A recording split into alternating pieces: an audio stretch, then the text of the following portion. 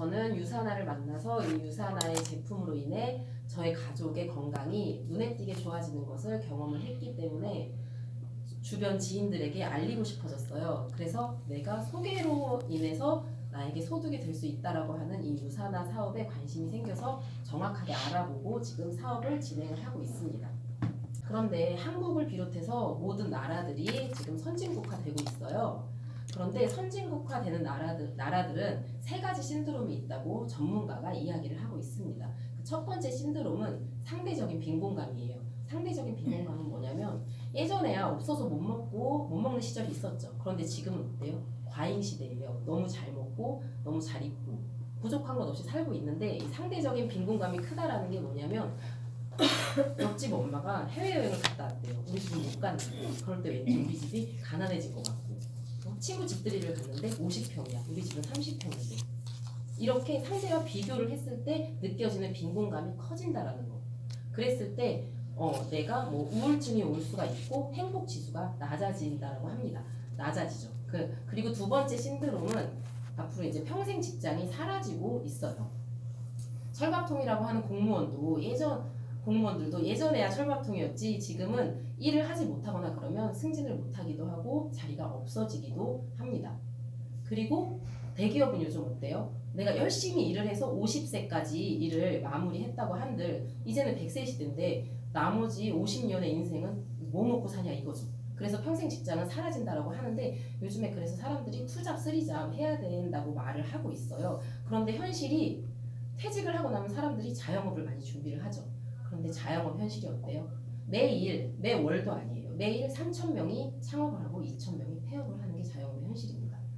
2년 정도 버틴 분들은 개인의 인건비 정도 나오는 게 이 자영업의 현실이에요. 그래서 이 평생 직장은 사라지고 있다는 거. 그리고 세 번째는 고령화 시대를 넘어서 초고령화 시대가 오고 있어요.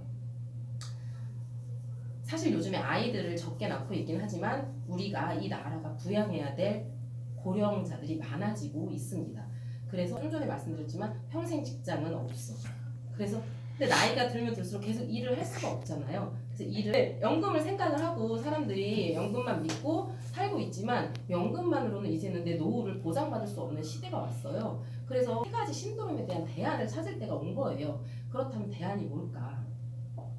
대안을 찾아야 될 때가 왔는데 그 대안은 바로 계속 내가 열심히 일을 해야지만 그 돈을 버는 건 당연시하게 여겨져 왔는데 내가 일을 하지 않아도 수도꼭지만 틀어도 물이 나오는 내가 물통을 짊어지고 계속 날라야지만 돈을 버는 게 아니라 수도꼭지만 틀어도 돈이 나오는 그런 파이프라인 수입, 권리 수입을 가져갈 수 있는 거 이게 바로 새로운 대안이에요. 이 파이프라인 수입이란 뭐냐면 워렌 버핏이 이런 말을 했어요. 내가 잠자는 동안에도 당신이 잠을 자는 동안에도 수입이 들어오는 일을 찾지 못한다면 당신이 죽을 때까지 일을 해야만 할 것이다 라고 말한 이 워렌 버핏의 말처럼 내가 80세, 90세, 100세 이상까지 계속 죽을 때까지 일을 할 수밖에 없는 건 노동 수입이고 이 파이프라인을 구축하지 못한다면 계속 100세가 지나도 일을 해야만 한다는 거죠. 굉장히 끔찍하죠. 그래서 제가 선택한 대안이 바로 네트워크 마케팅이라고 하는 직업이에요. 자, 사람들은 계속 소비를 하면서 살아오고 있어요. 저 역시도 계속 소비를 하면서 살아오고 있죠. 그러니까 누군가는 잘 몰라서 모자라서가 아니라 잘 몰라서 소비만 했다고 한다면 저는 소비로 인해 소득이 될 수 있는 일을 선택을 했어요. 저는 네트워크 마케팅을 하기 전에도 어차피 소비하는 거, 어차피 먹고 쓰고 바르는 것들 좀 더 안전하고 최고의 제품으로 브랜드 교체만 한 거예요. 어차피 나가는 소비, 어차피 쓰는 소비를 브랜드 교체만 해서 그 최고의 제품을 알리면서 그로 인해 나에게 소득이 창출이 되는 거예요. 이게 바로 파이프라인 수입을 가져갈 수가 있다는 겁니다. 자, 사람들은요 건강을 처음엔 놓치고 열심히 돈을 벌어요. 돈을 벌면서 건강을 잃어요. 그래서 그 건강을 찾기 위해 병원을 가죠.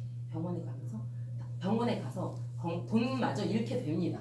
그런데 제가 하는 일은요 이 세상에서 가장 건강한 가족을 만들어감과 동시에 돈까지 벌어요.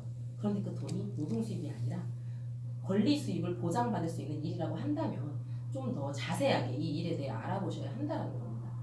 혹시 70세가 됐어요. 폐지를 줍는 리어카를 끌고 싶으신가요? 아니면 캐리어를 끌고 건강한 몸으로 여행을 가고 싶으신가요? 캐리어를 끌고 당연히 여행하고 여행이죠.